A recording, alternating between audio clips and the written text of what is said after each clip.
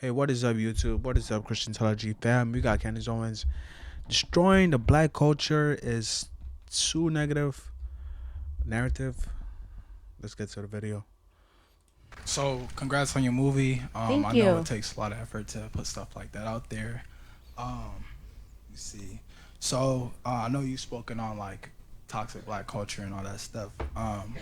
Besides public speaking, what are you doing to combat against toxic black culture? And then, how does your movie Unveiling BLM add to what you're doing? Do you see how it can add to it? Do you see how it can hinder the movement? I don't know. Yeah, thank you. That's a great question. I'm so glad you asked it, obviously, because it just lets me brag about myself.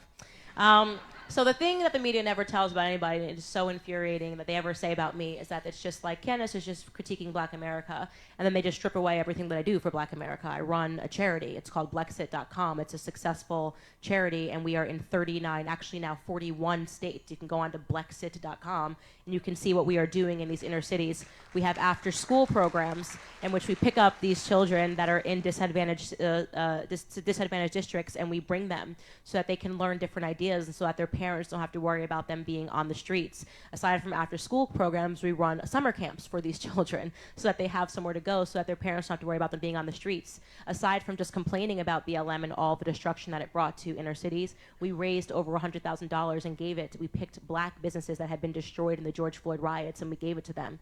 Now I'm telling you all this stuff because the media never will. They need to paint me as a monster and a person that hates my own race, because I have higher expectations, because we should have higher expectations. And there's been this routine lowering of the bar.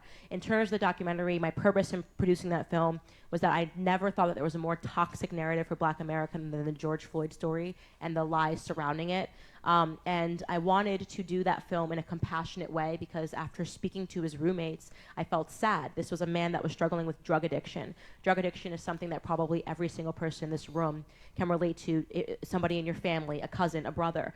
This is something that touches Americans. And the George Floyd story should have been a story that brought Americans together. And it's not his fault that after he died, horrible people used the media narrative to divide Americans, to And burn become down black rich. inner city communities, and to raise BLM into the multi-million-dollar organization that essentially stole from Americans. And so I wanted to expose all of that, because I think that once you expose a lie that big, it helps people be less emotional and to really understand, which was, I think, the thesis of my film, which is that the media is our enemy.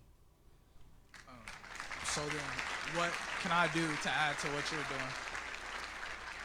Sorry, I didn't get that. I said, what can I do to add to what you're doing? Join Blexit. We join the Blexit chapter. Get involved. Every single person. I better see Blexit numbers going off. As soon as you got here, Blexit.com. See what we're doing.